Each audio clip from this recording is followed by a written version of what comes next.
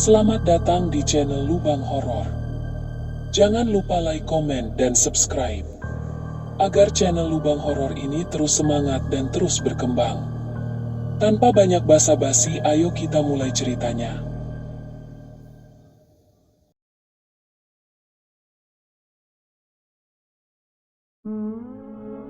Di sebuah desa terpencil bernama Karangjati, tersembunyi di antara sawah dan perbukitan lembab Jawa Tengah, berdiri sebuah warung makan sederhana yang sudah beroperasi sejak puluhan tahun lalu.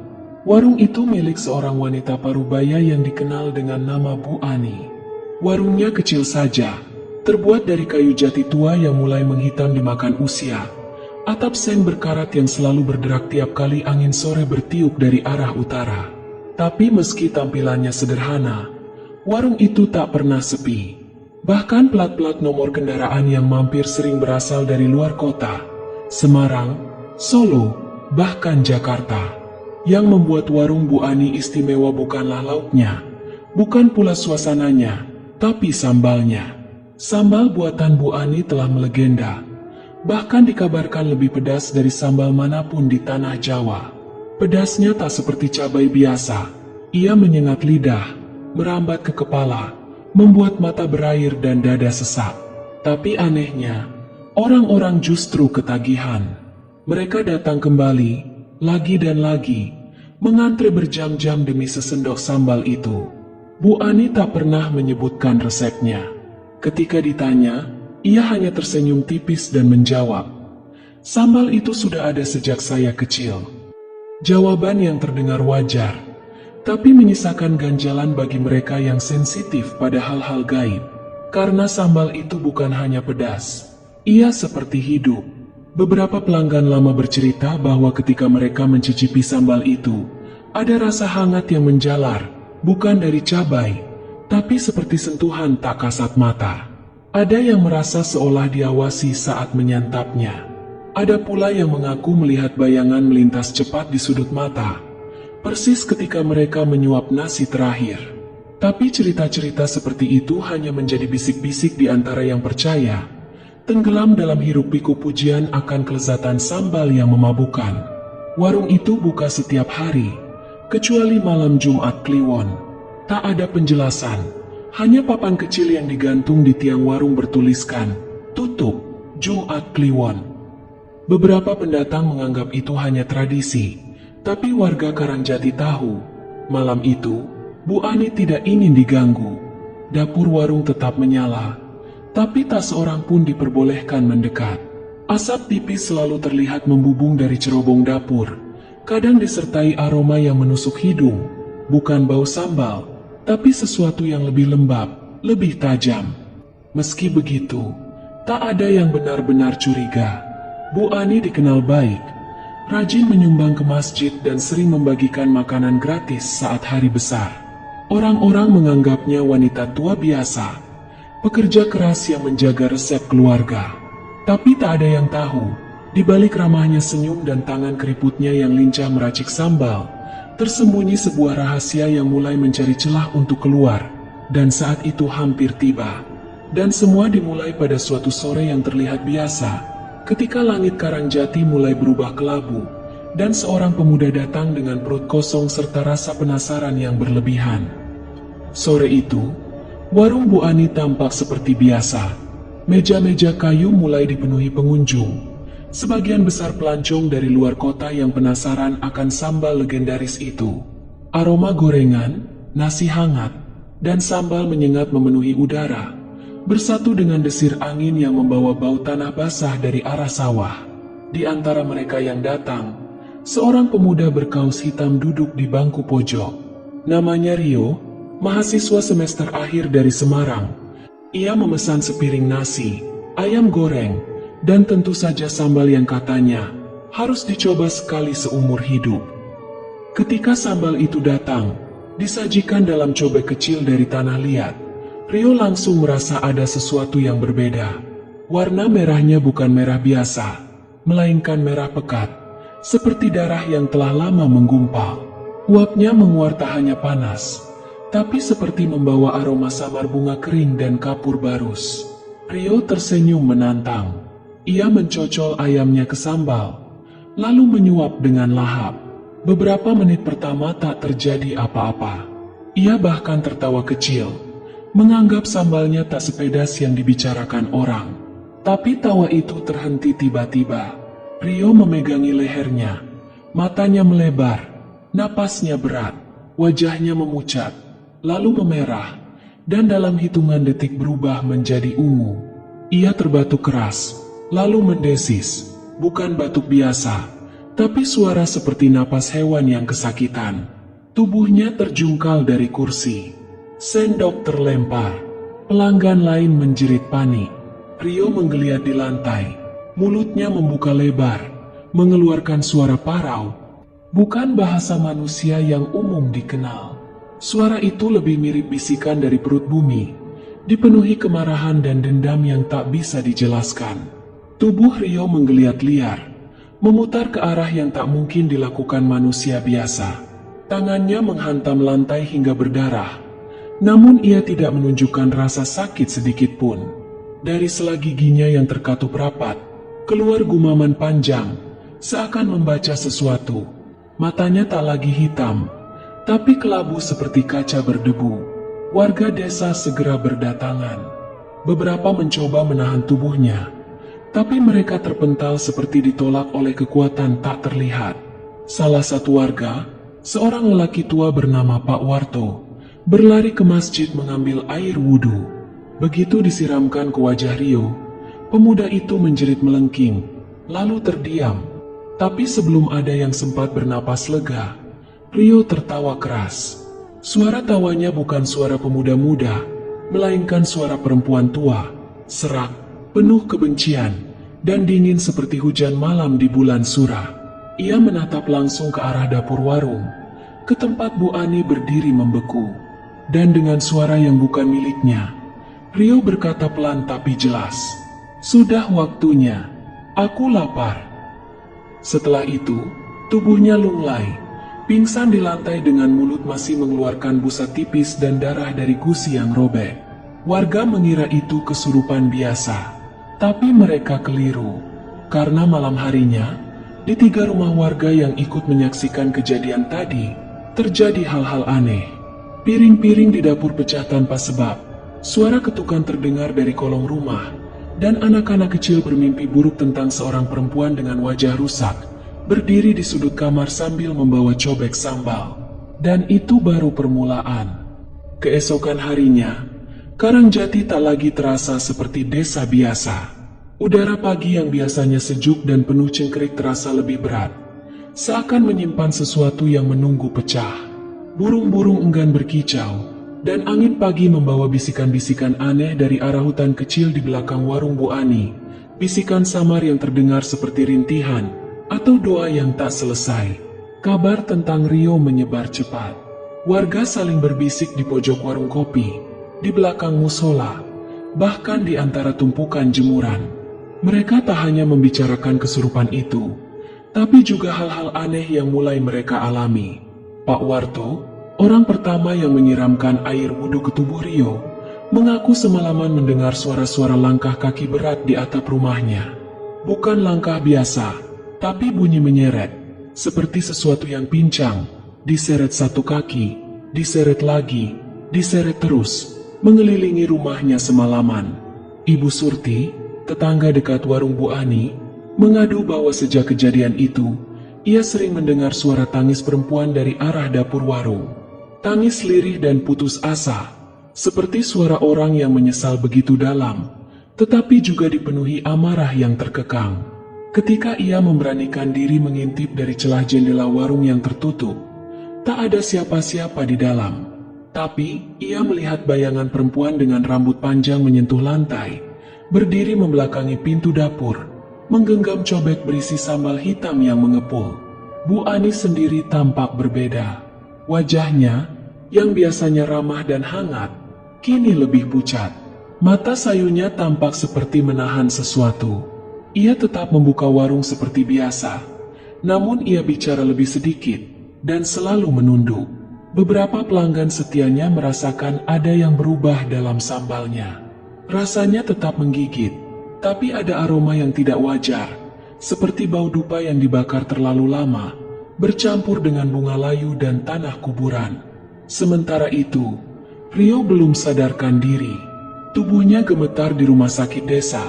Matanya masih tertutup rapat, namun bibirnya terus bergerak, menggumam sesuatu dalam bahasa yang tak dikenali. Seorang suster bersaksi bahwa ketika ia memeriksa denyut nadi Rio, ia merasa tangannya seperti dicengkeram oleh tangan lain, dingin, kasar, dan sangat kuat. Ia bahkan melihat bayangan hitam merayap cepat di langit-langit ruangan, menghilang ke arah ventilasi seperti asap terbakar. Desas-desus mulai mengarah pada warung Bu Ani. Beberapa warga mulai bertanya-tanya, apakah sambal itu benar-benar makanan biasa? Atau ada sesuatu yang menjaga? Sesuatu yang menuntut lebih dari sekadar pengorbanan waktu dan tenaga? Dan pertanyaan itu semakin diperkuat oleh mimpi-mimpi buruk yang menghantui para pelanggan warung Bu Ani setelah kejadian Rio. Hampir semuanya bermimpi sama. Seorang perempuan tua dengan wajah rusak, satu matanya kosong dan hitam, berdiri di dapur gelap sambil berkata, "Sambalku bukan untuk sembarang orang. Siapa yang tak kuat akan jadi milikku." Setiap pagi, mimpi itu hilang tapi rasa takutnya tertinggal. Seperti bayangan yang menempel di kulit. Desa Karangjati mulai retak, bukan karena gempa, tapi oleh sesuatu yang lebih pelan namun mematikan. Rasa takut yang tumbuh di antara bisik-bisik dan aroma sambal yang terlalu harum untuk dibiarkan. Hanya segelintir orang yang tahu siapa sebenarnya Bu Ani. Di balik wajah lelah dan senyum ramahnya, ada masa lalu yang terkubur dalam diam, terbungkus rapi di antara kepulan asap dapur dan aroma sambal yang terlalu sempurna untuk sekadar racikan cabai biasa. Namun semuanya berubah ketika Pak Darto, seorang paranormal sepuh yang tinggal di pinggir desa, memutuskan turun tangan. Ia bukan orang sembarangan, dikenal mampu membaca getaran halus tempat angker dan berkomunikasi dengan entitas dari sisi lain. Ia jarang muncul kecuali jika keadaan sudah di luar batas wajar. Sore itu, langit mendung dan angin bertiup lebih dingin dari biasanya ketika Pak Darto melangkah pelan menuju warung Bu Ani. Ia hanya membawa sebuah tas kecil dari kulit kambing, berisi dupa, minyak kelapa tua, dan segumpal bunga 7 rupa yang mulai layu. Ketika ia tiba di depan warung, ayam-ayam di pekarangan seketika berhamburan ke semak, dan seekor kucing hitam yang biasa berkeliaran di sana mendadak mengeong nyaring lalu lari ketakutan. Bu Ani berdiri di depan pintu, seolah sudah menanti. Matanya tampak lelah, tapi bukan lelah biasa. Lelah seperti seseorang yang bertahun-tahun menyimpan sesuatu yang ingin meledak. Pak Darto tak banyak bicara. Ia hanya meletakkan dupa di tengah dapur dan menyalakannya. Asap membumbung pelan, lalu berputar cepat. Seperti angin berputar dalam ruang tertutup. Aroma dupa bercampur dengan bau sambal yang menyengat, menciptakan wangi aneh, seperti bunga melati yang membusuk di altar tua. Perlahan, suara itu terdengar. Suara tangis lirih dari dinding dapur. Bukan dari Bu Ani, bukan pula dari luar, tapi dari dalam, dari sela-sela kayu yang sudah menghitam karena jelaga. Tangis perempuan diiringi bisikan yang tak bisa dipahami, namun menancap langsung ke tulang. Pak Darto mulai membaca doa dalam bahasa Jawa kuno. Tubuhnya gemetar, peluh membasahi dahinya. Tiba-tiba, salah satu cobek di rak jatuh sendiri dan pecah. Sambal yang masih menempel di dalamnya tumpah, dan dari genangan merah itu, aroma anyir seperti darah segar menguar. Pak Darto terdiam. Ia lalu berbalik menghadap Bu Ani dan bertanya pelan, "Sampean masih melanjutkan ritualnya?" Bu Ani tak menjawab, tapi air matanya jatuh satu persatu. Lalu ia mengangguk perlahan. Dengan suara serak, Bu Ani akhirnya membuka semuanya. Sambal itu bukan sekadar racikan. Ia adalah warisan, resep yang diwariskan dari ibunya, Nyai Rubiah, seorang perempuan yang dahulu dikenal sebagai tabib dan dukun. Semasa hidup, Nyai Rubiah membuat sambal untuk menyembuhkan orang kerasukan dan sebagai penolak bala. Tapi ada syaratnya. Sambal itu harus dibuat hanya dengan niat menyembuhkan, bukan untuk dijual atau dipopulerkan. Namun setelah ibunya wafat, Bu Ani yang hidup dalam kesulitan tergoda. Ia mencampur sambal itu dengan ramuan yang lebih kuat. Setiap malam Jumat Kliwon, ia meracik sambal dengan menumbuk cabai bersama bunga kamboja dan kenanga yang ia petik dari pemakaman tua, ditemani mantra kuno dari buku pusaka ibunya. Air rebusan kemenyan ia teteskan sedikit demi sedikit ke dalam cobek. Saat matahari belum terbit, ia berlutut di depan dapur dan menyebut satu nama. Nama yang tak boleh disebut sembarangan, Nyai Sengkala. Nama itu adalah roh penjaga sambal, arwah yang diikat melalui perjanjian gaib. Ia akan menjaga kelezatan sambal, memikat siapa saja yang memakannya, membuat orang ketagihan hingga melupakan rasa sakit di lidah mereka. Tapi sebagai imbalannya, Nyai Sengkala akan mengambil mereka yang lemah, mereka yang tidak kuat, kata Bu Ani lirih. Yang hatinya kosong, pikirannya goyah akan dibawa oleh Nyai. Pak Darto hanya bisa menghela napas panjang. Ia tahu ini bukan perkara sambal biasa. Ini adalah kutukan. Semakin banyak orang yang makan, semakin kuat roh itu tumbuh. Ia bukan lagi sekadar penjaga, tapi penguasa rasa. Dan kini, kekuatannya sudah tak bisa dikendalikan. Tak banyak yang tahu tentang masa muda Bu Ani. Ia lahir di sebuah rumah kecil di tepi hutan jati, jauh dari keramaian, dari rahim seorang perempuan yang tak pernah dipanggil ibu oleh siapapun, kecuali oleh satu-satunya anaknya. Nama perempuan itu adalah Nyai Rubiah, seorang penyendiri, bertangan dingin dalam pengobatan, tapi juga dikenal sebagai sosok yang tak bisa disentuh oleh aturan dunia biasa. Semasa hidupnya, Nyai Rubiah tidak pernah membuka warung atau mencari pelanggan. Ia hanya menolong mereka yang benar-benar membutuhkan. Terkadang, orang datang tengah malam dengan tubuh gemetar dan mata merah karena diganggu makhluk halus. Nyai akan menyalakan pelita, menumbuk sesuatu dalam cobek batu yang warnanya kehitaman, lalu menyuapkan 1 sendok sambal ke mulut orang yang kesurupan. Dalam hitungan menit, makhluk halus itu akan muntah keluar, disertai aroma busuk dan suara jeritan panjang yang terdengar hingga ke hutan belakang. Bu Ani kecil menyaksikan semua itu dari balik pintu. Ia tak pernah berani bertanya. Ibunya adalah wanita yang keras dan dingin, tapi punya aturan ketat. Jangan pernah gunakan sambal ini untuk mencari uang. Ia bukan dagangan, ia perjanjian. Tapi waktu bergulir. Ketika Nyai Rubiah wafat, dalam keadaan sunyi dan tanpa wasiat tertulis, Bu Ani mewarisi dapur tua itu.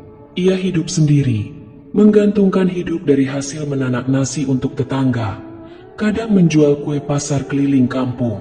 Hingga suatu malam, ia bermimpi. Dalam mimpi itu, ibunya berdiri di dapur, menghadap cobek batu tua. Rambutnya tergerai panjang menutupi sebagian wajah. Di hadapannya, api kecil menyala, tapi tidak memberi terang, hanya bayangan. Nyai Rubiah menoleh pelan dan berkata, "Resep itu masih bisa menyelamatkanmu atau menghancurkanmu." Bu Ani terbangun dengan peluh membasahi tubuh. Entah karena keyakinan atau keputusasaan, ia menyalakan dapur dan mencari cobek batu yang sudah lama ia simpan. Ia tumbuk cabai rawit merah dengan garam dan bawang putih. Tapi, ada satu hal yang ia tambahkan malam itu, bunga kamboja yang ia ambil dari pusara ibunya. Sambal itu ia sajikan di warung kecilnya keesokan harinya. Pelanggan pertama tak bereaksi apa-apa, hanya bilang, "Pedasnya beda." Tapi esok harinya, ia datang lagi, lalu datang lagi, dan membawa temannya, dan temannya membawa orang lain. Tak butuh waktu lama, warung kecil itu berubah menjadi magnet aneh, tempat di mana orang duduk diam, makan sambal sampai keringat mengucur deras, lalu pulang dengan tatapan kosong, tapi selalu kembali. Bu Ani tak lagi menumbuk sambal seperti orang biasa. Ia melakukannya hanya saat malam, khususnya malam Jumat Kliwon. Dalam gelap, ia berlutut di depan cobek dan membaca mantra kuno dari lembaran lusuh yang ia temukan di bawah kasur ibunya. Mantra itu tak ia mengerti, tapi entah kenapa terasa akrab. Ia tumbuk sambal dengan tangan telanjang, lalu mengoleskan sedikit pada pelipisnya. Itu yang membuat rasanya begitu hidup.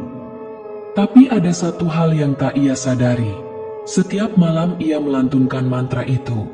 Bukan hanya sambal yang menjadi kuat, tapi sosok di balik dapur, yang dahulu diam, mulai bergerak. Bayangan di tembok menjadi lebih pekat. Tangisan di malam hari semakin nyaring. Dan kadang, ketika ia tertidur, ia merasa seseorang duduk di ujung ranjang dan memandangi wajahnya hingga pagi. Kutukan itu tumbuh bersama popularitasnya. Semakin banyak orang makan sambal, semakin sering kesurupan terjadi. Dan setiap orang yang kerasukan memiliki kesamaan. Mereka selalu menggumam satu nama dalam bahasa yang bukan milik siapapun di desa itu. Sebuah nama yang seperti hidup di antara desiran daun Kamboja dan kepulan asap dapur. Sengkala. Bu Ani mencoba berhenti. Pernah, selama sebulan, ia tidak membuat sambal itu. Tapi ia sakit, demam tinggi, mimpi buruk tanpa henti. Dan ketika ia melihat wajahnya di cermin, ia melihat keriput yang bukan miliknya. Ia tahu, perjanjian itu telah dimulai. Ia bukan lagi hanya juru masak. Ia telah menjadi penjaga altar. Dan sambal itu bukan lagi miliknya. Malam Jumat Kliwon itu langit tampak lebih gelap dari biasanya. Hujan tidak turun, namun hawa di desa seperti dipeluk kabut tipis yang menyusup ke pori-pori. Warung Bu Ani tutup lebih awal dari biasanya, namun lampu di dapur masih menyala samar, menggantung di bawah plafon yang mulai menghitam karena jelaga. Bu Ani ditemukan esok paginya oleh Sari, tetangga yang biasa membantunya belanja ke pasar. Ia tergeletak di lantai dapur. Napasnya tercekat, dan matanya terbuka lebar seperti habis melihat sesuatu yang tak seharusnya dilihat manusia. Tangan kirinya penuh luka gores, luka-luka halus yang menyerupai cakaran, panjang, dalam, dan berjejalan dari pergelangan hingga siku. Aroma anyir darah bercampur cabai menusuk dari sudut dapur, menyatu dengan aroma amis bunga Kamboja layu. Warung itu langsung ditutup oleh keluarga jauhnya. Tapi keanehan tidak ikut berhenti. Beberapa malam setelahnya, warga sekitar mulai mendengar suara ribut dari arah warung kosong.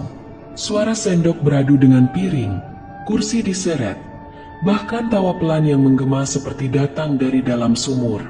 Beberapa pemuda iseng mencoba mendekat, tapi mereka mengaku merasakan angin dingin menusuk hingga ke tulang belakang dan aroma sambal yang sangat menyengat, meski tak ada asap dapur yang keluar dari jendela. Puncaknya terjadi pada malam Sabtu, seminggu setelah kejadian. Seorang pemuda, Reza, yang baru pulang dari kota, penasaran dengan cerita itu. Bersama dua temannya, ia menyelinap ke balik warung Bu Ani, membawa kamera ponsel dan senter. Pintu depan terkunci, tapi jendela belakang terbuka sedikit, cukup untuk menyusupkan pandangan. Apa yang mereka lihat membuat satu dari mereka langsung jatuh pingsan. Di dalam warung kosong itu, meja-meja tertata rapi. Tapi yang membuat darah mereka membeku adalah semua kursi yang terisi. Bukan oleh manusia, tapi oleh sosok-sosok kabur. Seperti bayangan hitam yang hanya terlihat jika dilihat dari sudut mata. Mereka duduk, membungkuk ke piring masing-masing, dan makan dalam diam. Tidak satu pun menoleh.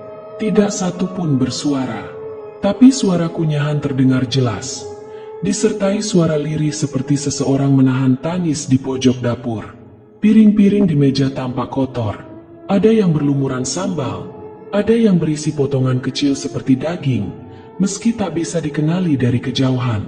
Salah satu kursi di dekat dapur bergoyang, seolah baru saja ditinggalkan, dan sesaat kemudian, semua mata, semua bayangan itu menoleh ke arah jendela tempat Reza berdiri. Mereka lari, tak menoleh sedikit pun. Reza muntah-muntah di jalan. Temannya yang pingsan mengalami demam tinggi selama 3 hari dan selalu mengigau, menggumamkan kata, "Sengkala, sambal, jangan makan." Berulang kali. Keesokan harinya, warga desa ramai-ramai datang ke warung untuk memastikan. Tapi ketika mereka memaksa masuk, Meja-meja itu bersih, tak ada piring kotor, tak ada kursi yang bergeser. Hanya aroma sambal yang begitu kuat, menempel pada dinding, pada kayu tua, bahkan pada lantai tanah. Seolah sesuatu pernah terjadi di sana, tapi meninggalkan bekas yang tak bisa dihapus. Bu Ani sendiri tidak bisa bicara banyak. Setelah sadar dari pingsan, ia lebih banyak diam. Tubuhnya mengecil, kulitnya keriput seperti menua dalam semalam. Setiap kali ditanya apa yang terjadi malam itu, ia hanya menatap kosong ke arah dapur dan berbisik pelan. Mereka lapar, dan aku sudah memberi makan terlalu banyak. Warung itu ditutup rapat, tapi suara-suara masih sesekali terdengar, terutama jika malam terlalu sepi, dan angin membawa aroma sambal dari arah yang tak seharusnya. Langit sore itu diliputi warna jingga muram, seperti pertanda bahwa malam akan datang dengan beban yang tak biasa. Aroma bunga kenanga dan kemenyan mulai merayap dari arah balai desa, di mana para sesepuh telah berkumpul. 3 orang tua berjubah kain lurik, duduk melingkar menghadap timur. Di tengah mereka, sebaskom air bercampur bunga dan 2 ekor ayam hitam, yang masih hidup dan diam seolah tahu peran mereka dalam ritual yang akan datang. Desa Wonosari telah memutuskan, warung Bu Ani harus diruat. Terlalu banyak tanda yang tak bisa diabaikan. Terlalu banyak ketakutan yang tak bisa terus dibiarkan tumbuh. Maka malam itu, ruatan digelar. Bukan sembarang ruatan, tapi yang dikenal dalam tradisi setempat sebagai ruatan pamali panganan. Sebuah upacara langka yang hanya dilakukan ketika makanan dipercaya menjadi media gangguan roh. 3 malam berturut-turut, ritual dilangsungkan. Malam pertama, semua warga diminta menutup jendela dan pintu. Tak boleh ada suara, tak boleh ada cahaya yang menerobos keluar. Di halaman warung Bu Ani, para sesepuh membakar dupa dan melantunkan doa-doa Jawa kuno yang hanya diwariskan lewat bisik-bisik. Suara gemerincing lonceng kecil mengikuti langkah mereka yang mengitari warung searah jarum jam, 7 kali tanpa putus.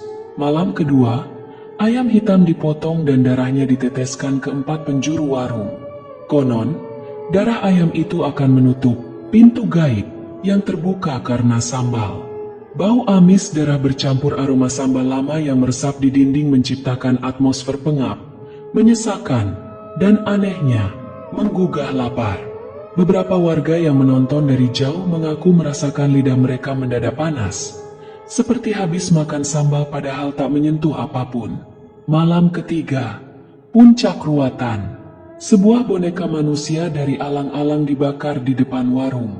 Di dalam perut boneka itu, para sesepuh menyelipkan lembaran kertas berisi resep sambal Bu Ani yang telah mereka temukan dalam laci dapur. Tertulis tangan, dengan tinta merah yang tampak seperti darah kering. Saat api membakar habis boneka itu, angin tiba-tiba bertiup kencang.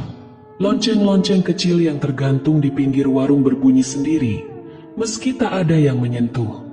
Bu Ani hadir malam itu, duduk diam dengan kepala tertunduk, matanya sembab, tangannya gemetar. Ia tak ikut merapal doa, hanya menggenggam erat sebutir telur ayam kampung yang ia bawa sendiri. Telur itu pecah dengan sendirinya saat lonceng terakhir berhenti berdenting. Isinya bukan kuning telur biasa, melainkan cairan hitam pekat yang mengeluarkan aroma anyir menyengat. Setelah ritual, warung itu tetap tertutup, tapi sesuatu telah berubah. Aroma sambal yang dulu menyengat kini hanya menyisakan bau basi dan anyir samar. Dinding dapur yang dulunya hangat kini terasa dingin lembab. Piring-piring yang dulu tampak bersih berkilau kini dilapisi kerak tipis seperti jelaga. Dan Bu Ani, wajahnya berubah drastis. Kulitnya kendur, rambutnya memutih, dan sorot matanya seperti orang yang pernah berjalan terlalu jauh ke dalam kegelapan. Ia hanya berkata 1 kalimat kepada warga, "Aku sudah selesai," tapi mereka belum tentu. Meski semua ritual telah dijalankan, tak ada yang benar-benar yakin bahwa warung itu telah bebas sepenuhnya. Beberapa warga mengaku masih mendengar suara-suara, terutama pada malam Jumat Kliwon. Tapi tak ada lagi yang berani mendekat, apalagi membuka jendela atau mencoba masuk. Warung Bu Ani kini menjadi semacam zona terlarang. Dijaga, tapi tak disentuh. Dikenang, tapi tak dibicarakan dengan suara keras. Sebab trauma desa itu telah mengakar terlalu dalam. Beberapa bulan telah berlalu sejak malam-malam ruatan itu. Warung Bu Ani di Karangjati tetap tertutup rapat. Dindingnya mulai ditumbuhi lumut. Papan namanya yang sudah pudar terlepas tertiup angin, dan halaman depannya dipenuhi ilalang liar yang tak terurus. Warga Karangjati sudah enggan membicarakan sambal itu secara terbuka. Tapi seperti semua hal yang terlalu menyeramkan untuk diabaikan, kisahnya tetap hidup, tersebar dalam bisik-bisik malam atau cerita yang disampaikan diam-diam di warung kopi. Bu Ani sendiri menghilang dari pandangan publik. Beberapa warga mengatakan ia tinggal bersama saudara jauh di luar kota. Yang lain bersumpah pernah melihat sosoknya mondar-mandir di sekitar makam desa, memunguti bunga kering sambil bergumam sendiri. Tak ada yang berani mendekat, apalagi menyapanya. Apakah itu benar Bu Ani, atau sesuatu yang menyamar? Namun, seperti kutukan yang menolak lenyap, sambal itu tak ikut terkubur bersama warungnya. Entah bagaimana, beberapa lembar resep sambal Bu Ani tersebar. Ada yang menemukannya di balik rak dapur bekas warung, tertulis tangan dengan tinta merah yang tampak seperti darah kering. Ada juga yang mengaku mendapatkannya lewat mimpi, disodori oleh tangan keriput seorang wanita berambut panjang yang wajahnya tersembunyi di balik bayang.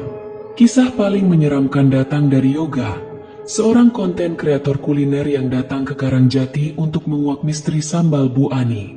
Ia tak berani masuk ke warung, hanya merekam dari luar gerbang. Videonya diunggah dengan judul, "Sambal ini memanggil sesuatu." Tapi video itu lenyap hanya dalam beberapa menit, hilang tanpa jejak. Satu komentar misterius sempat tertangkap layar. "Jangan coba bikin sambalnya, dia belum kenyang." Tak lama setelah itu, Yoga ditemukan linglung di rumah kontrakannya, terus menggumam satu kata, lagi, enak sekali tapi panas, terlalu panas." Banyak laporan dari luar Karangjati bermunculan, tentang orang-orang yang mencoba membuat sambal Bu Ani versi rumahan.